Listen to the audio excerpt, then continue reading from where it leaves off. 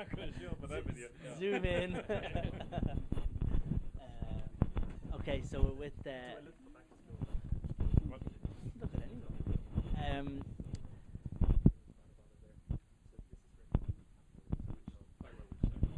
Design review. There we go. That's what I was trying to remember what we called it this morning. Production engineering. Yeah, Design exactly. review. Sorry, just use the notes here.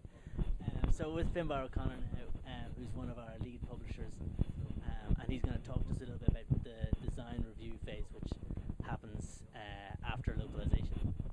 So Finbar, do you want to talk us a little bit through the process and the things you look out for during the design review phase? Yeah. So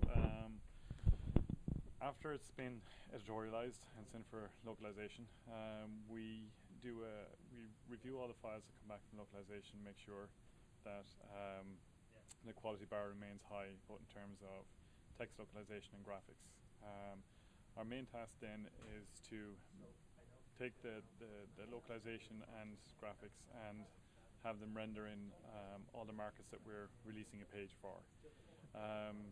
One of the things we keep in mind in the background is, with reference back to, it was mentioned by Darren, the bomb that describes basically the goal of the page, the essence of which the customer is trying to get across, be it driving through click-throughs or imparting information to the user. So with that in mind, we make the in-market customizations as outlined by the editorial team.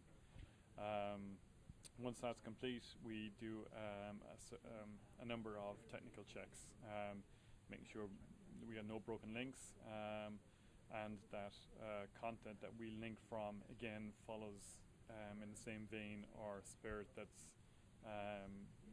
being portrayed in the page that we're working on.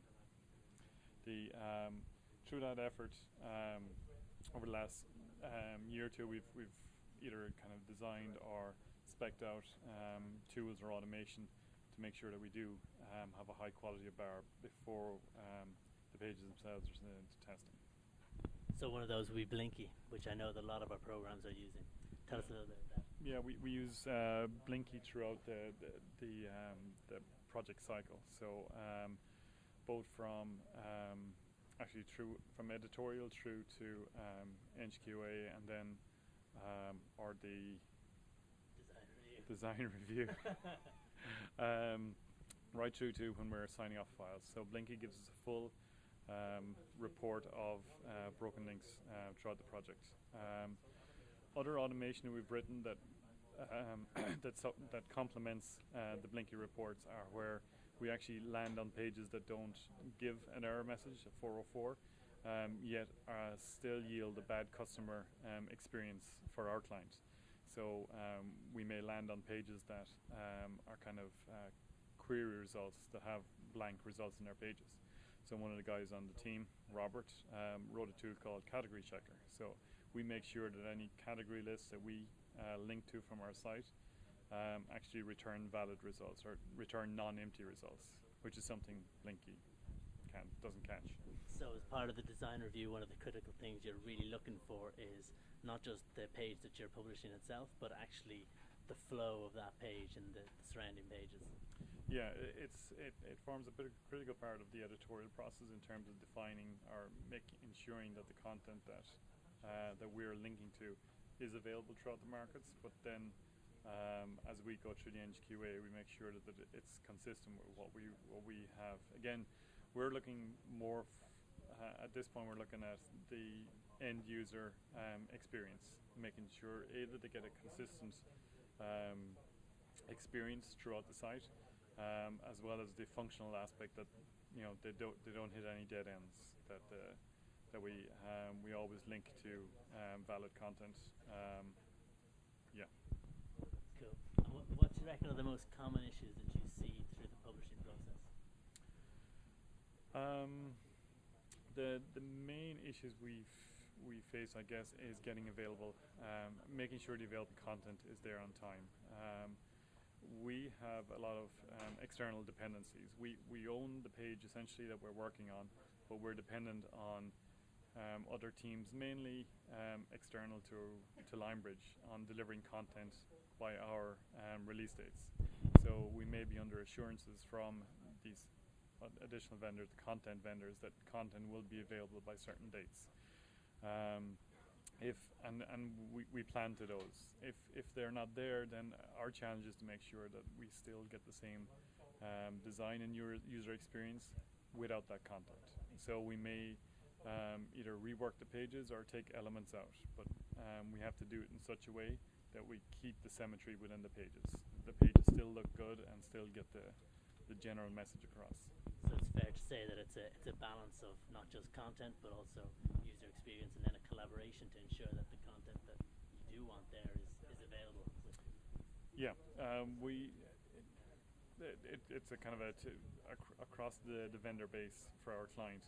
You know, we work closely with them. We obviously have content, or we have pages that other vendors link to us. So, you know, we work directly not just with the client, but the client's other vendors to make sure that at the end of the day we get the customer experience that they're looking for within the site. Yeah, towards the same goal. Yeah.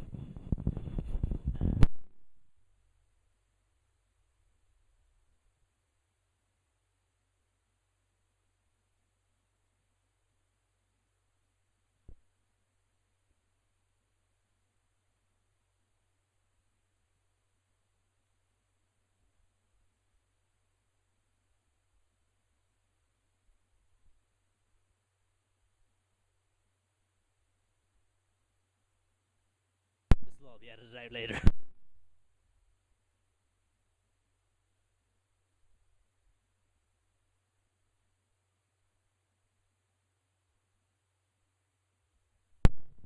Okay, so I know you also manage the localization cycle for this project, so can you tell us a bit about the benefits that you've found working directly on publishing and localization as a single process?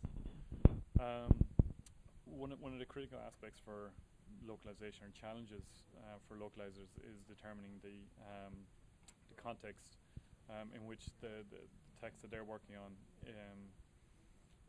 what context it comes across in. The localization process, both with our tools within Linebridge and others, generally isolate text out as individual items to be localized, which is always a challenge for localization. The benefit that we bring to the process by incorporating localization in our workflow is that besides isolating those texts for translations, we also loop back with localization, showing them the actual pages in which they localize, so that they can then review their localization terminology and polish it again towards the end goal of getting a good customer experience throughout the page.